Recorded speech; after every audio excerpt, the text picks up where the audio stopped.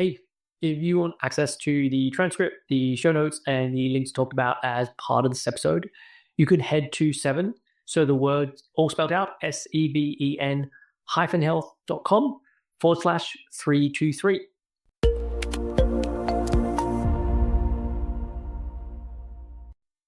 Hey everyone, welcome back to another episode of Real Health Radio. I'm your host, Chris Sandel. I'm a nutritionist and a coach and an eating disorder expert, and I help people to fully recover.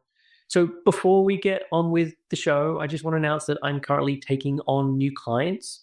If you are living with an eating disorder and you want to fully recover, even if that seems like this pipe dream, this thing that seems so out of reach, then please get in contact. I work with people whether they just had an eating disorder for a relatively short amount of time or whether this has been going on for decades. And I'm able to help people to meet a full recovery and to embrace and get to experience all the freedom that comes with full recovery.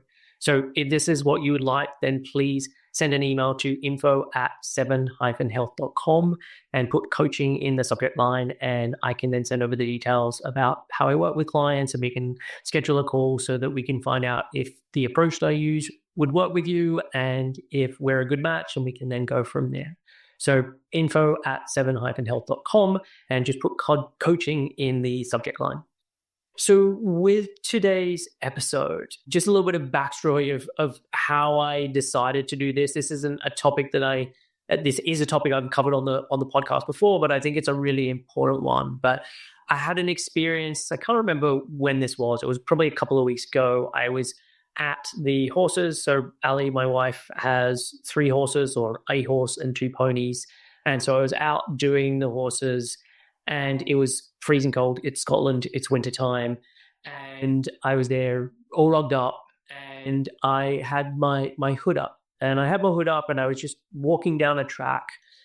And I noticed, because I hadn't had my hood up and I'd then put it on, and I noticed as I did that, and over the next minute or two, just how that action of putting the hood up started to change my thinking, my physiology. Different things started to happen. So what happened when I put the hood up was it then blocked out some of my peripheral vision.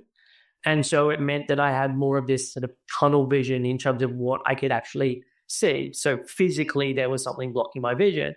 But what I noticed started to happen was it really started to focus my vision forward, but also focus it in a way that felt a lot more heightened. It felt a lot more like I was looking out for cues of danger. I had a couple of times where I would then sort of turn around and look behind me, because obviously my vision was more blocked. And so there was just this instinct of, I wonder if someone is following me or there's someone behind me. I noticed that if I'm thinking about these sort of changes, I went from being in a safe and social state to having more of this sort of fight or flight energy. If we use the descriptions from polyvagal theory, I kind of came down the ladder, and there was just a little bit more of this fight or flight energy. I wasn't completely overwhelmed by this. I was still predominantly in this safe and social state, but there was just a little bit more of that fight or flight energy that was there. I could notice that my breathing changed a little bit. I could just notice these subtle signs that I was in this different state. And all that I had done was to put on the hood. And it was very interesting. Once I then took that off again, I could notice how my vision started to change as part of that. And again, part of that's because the physical barrier is removed, but just my vision in terms of the focus started to shift. And it just made me think about how much our state is impacted upon by lots of different things, whether that is in our environment or whether that's in our internal environment, and how that then impacts on our nervous system, on our thought processes, on our perceptions, all of these things. And it made me think of the quote from Deb Dana. And Deb Dana is someone who's done a lot of writing around polyvagal theory. I've had her on the podcast. I'll link to her episode in the show notes. She's taken a lot of the work of Dr. Stephen Porges, which can be quite dry, and bring it right into clinicians and make it accessible and be able to use this in a therapeutic setting. And so she has a phrase that is story follows state. And what this means is that the kinds of thoughts and beliefs and perceptions and memories and all of these things that naturally arise within us are dependent upon the state that we're in. And I think this often is the opposite of what we're typically taught in sort of self-help type material, where it's where your thought goes that then has this impact on where your energy goes. And it's not that that isn't true, but typically the thing that is first driving all of this is what state are you in and how is that state then impacting you.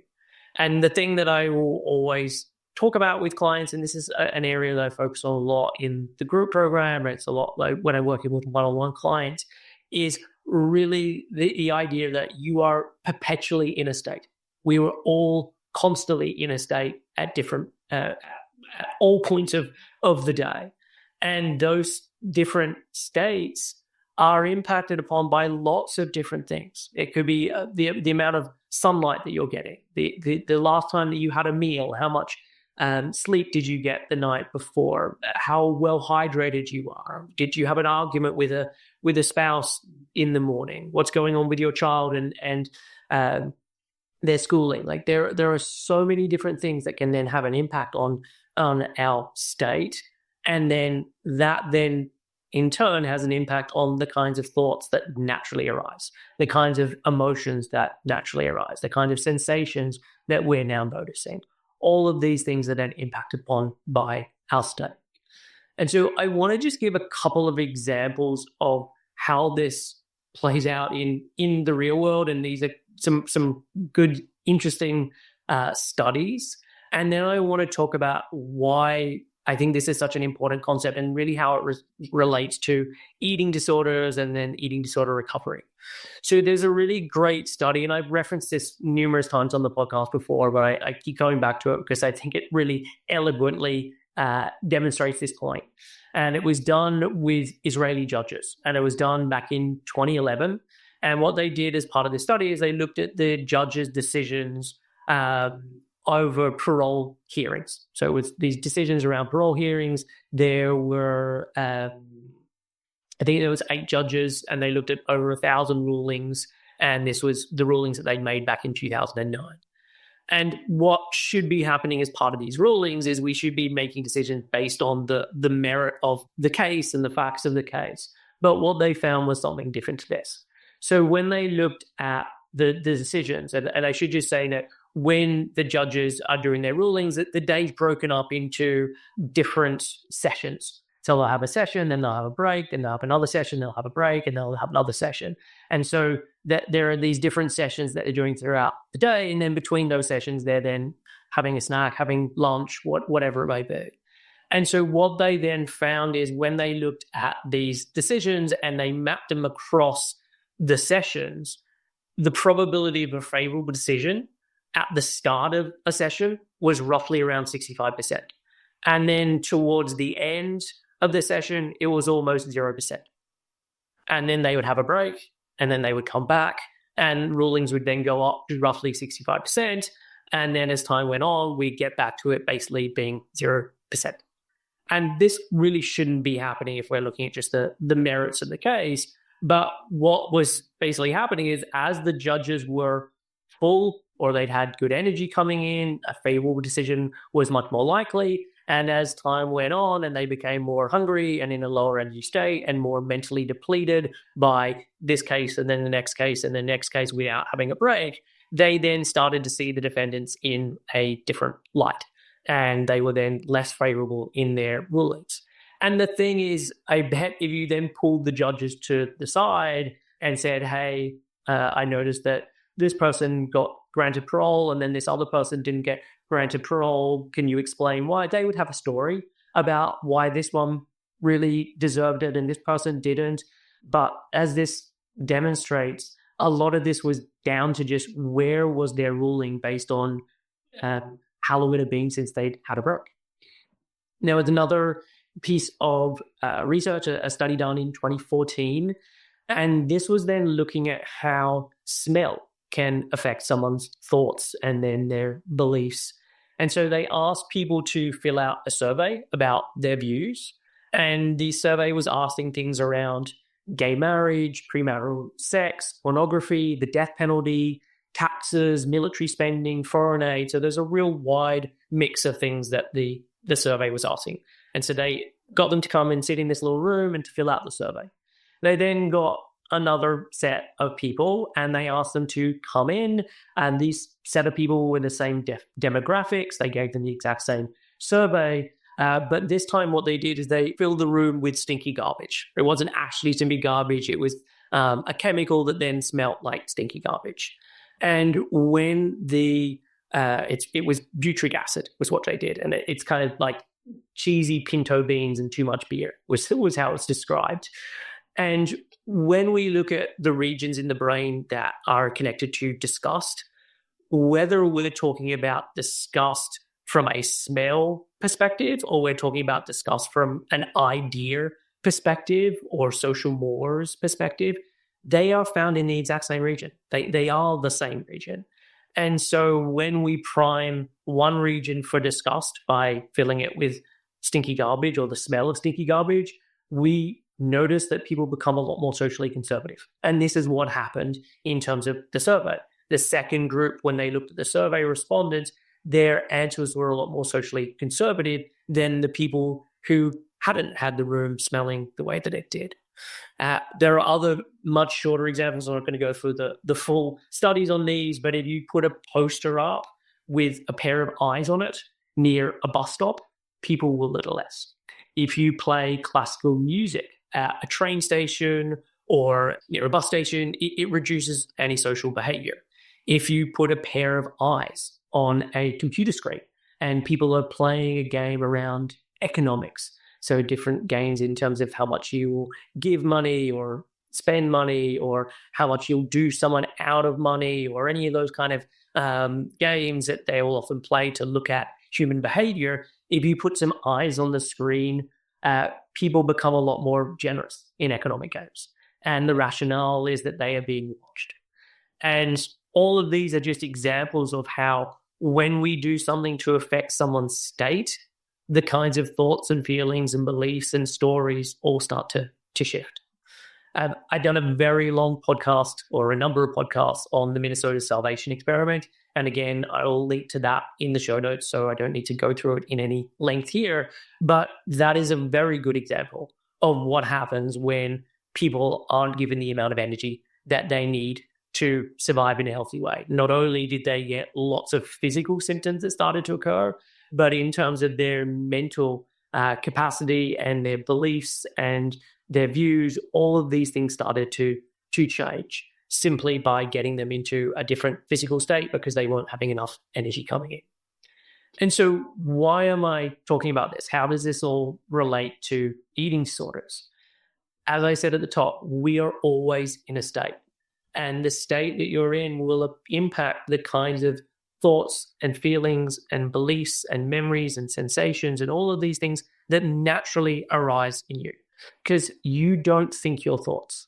Thoughts arise themselves, they come into your consciousness, and then you become aware of them. The same thing with your emotions. You're not turning on those emotions. Something is happening that then triggers your nervous system or triggers your body so that these chemicals are then being released. So there is this trigger that is having an impact on your state, which is then creating all of these other things downstream in terms of the kinds of thoughts and beliefs, etc. And when you reduce the amount of food that someone's receiving, when you impair someone's sleep, when you increase the energy expenditure that someone's going through, this changes their state. And I think one of the biggest hurdles that people face with eating disorder recovery is they want all of these things to change first, and then I'm going to take action. So I want certain thoughts to reduce. I don't want so much of the eating disorder noise to be here. I don't want so much of the fear and the panic to be here. I want certain beliefs to go away. And when they go away, then I'm going to start to do the changes. And then I'm going to start to really focus on my recovery. But the problem with that is that that's just not going to happen because those thoughts and fears and beliefs, they are state dependent. They are arising in you because you're in the state that you are in. And without changing that state, this way of thinking or these thoughts are just not going to stop arising. And the quote that I regularly say is, we don't think our way into acting differently, we act our way into thinking differently. It is through the action taking and changing the state that then thoughts start to shift. So when someone says, my thoughts started to get a lot louder when I tried to make a change, or my anxiety increased when I tried to do something different, my response to that is, this is what is meant to happen. And I say this is what is meant to happen because if you are in that state and the eating disorder is very alive and well in that state, it means that when you're trying to do something to go against that, that's going to trigger stuff within your brain, within your nervous system. And so thoughts are going to get louder. Certain things that may happen in the future, all this kind of what if thinking, it will naturally occur. There are going to be different emotions that come up. There are going to be different sensations that come up. None of this shows that you're doing something wrong. It just shows, okay, this is the state you're in, and this is how the body reacts in those states when you try and do something different or when you try and eat this food. And so it's not showing you shouldn't do this. It's just that's what occurs when you're in that state. And it's by then doing that thing again and again that you are able to retrain your body so that it's now not afraid of that thing, as well as you're able to do the nutritional rehabilitation so that you're fundamentally changing the state of the body so that it's not in the energy depleted state. And so the certain thoughts and feelings are now no longer arising because you changed the state. And so again, if someone's saying like, I'm so scared of weight gain, this makes sense. That's what happens when you're in that state. And the big trap is I need that fear to go away first, and then I will start to make changes. And that it's not going to happen. And I know I keep saying this, but I really want people to understand that without changing the state, this is the kinds of thoughts and feelings and sensations that are part of this state. And so they will continue to be there. And so it's why when I'm thinking about recovery, especially the really early stages of recovery, everything just comes back to action taking. So I do journaling exercises with people. I do have people learn different skills around how can I do this breathing exercise, or how can I do this thing to deal with unhelpful thoughts that arise, or how can I do this when I'm having certain emotions that are coming up. It's not that those things aren't helpful, they can be. But if you just do those things, but you're then not actually making the changes to the energy state of the body, so you're not actually increasing the amount of energy coming in and or reducing the energy going out, it is just going to be Groundhog Day every single day.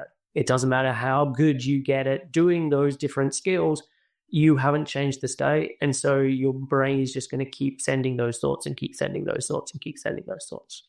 And so this is why really recovery is all about action taking. And if you're not doing action taking, if you're just listening to podcasts like this, if you're just following Instagram accounts or watching what I eat in a day videos on YouTube, you're not going to get very far.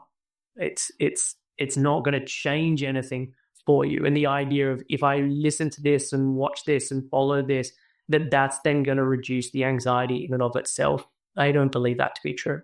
Yes, you can become more knowledgeable, but I work with a ton of people who know a ton about eating disorders, and it doesn't change the fact that when I now have to make this change, there are certain thoughts and feelings that arise. And as I keep saying, like, that should be happening. It's not proving you're doing something wrong. It's what happens in that state. And the goal is that you make the changes so that you then start to change the state. So this is just like a small piece of polyvagal theory. And I've done a number of podcasts on this. I referenced the one with Deb Dana earlier on. I've done another one with Justin Sinceri. And so if you want to get into this in more detail, I will link to those in the show notes. I think when I think about what can be most useful for this, the first piece is just awareness. So being able to recognize that I am in a state. And as part of polyvagal theory, we look at that there are different types of states that you can be in, and being able to notice, okay, there are these different states, and can I tell when I'm in each of these states? Am I able to tell when I'm in fight or flight? Am I able to tell when I'm in freeze? Am I able to tell when I'm in safe and social? Because that's a really important thing, to be able to recognize which state you're in and be able to accurately notice that. But two, it's also being able to remember that when you're in that state. Because so often, yeah, I can recognize that I was in fight or flight in that moment, or that I'm still in it now, but forgetting that because I'm here, it's then going to be having an impact on the kinds of thoughts and feelings and sensations that are arising. So being able to recognize what state you are in and notice how that's then going to be having an impact on your thinking. Because too often when you're in a state, it feels like this is true, this is permanent, this is how it's always been, and that's just not actually the case. And so being able to recognize I'm in that state and what do I truly need to be able to move myself out of it. And it's not normally I need to think myself out of it. Thinking will only get you so far. Thinking can help you to then take action. But often what happens, especially again, in the early stages, the more time there is thinking, the more time the eating disorder has to get in and share all its opinions. And it typically leads to no action taking, or worse in terms of doing eating disorder behaviors. And so really being able to recognize I'm in a particular state and what is going to help me get out of that state is an important tool. So that is it for this episode. As I said, if there's more that you want to learn about this, go to the show notes, and there'll be lots of other things that you can go through as part of it. As I mentioned at the top, I'm currently taking on new clients. So if you are living with an eating disorder, irrespective of how long it's been going on, and you want to reach a place of full recovery, then I would love to help.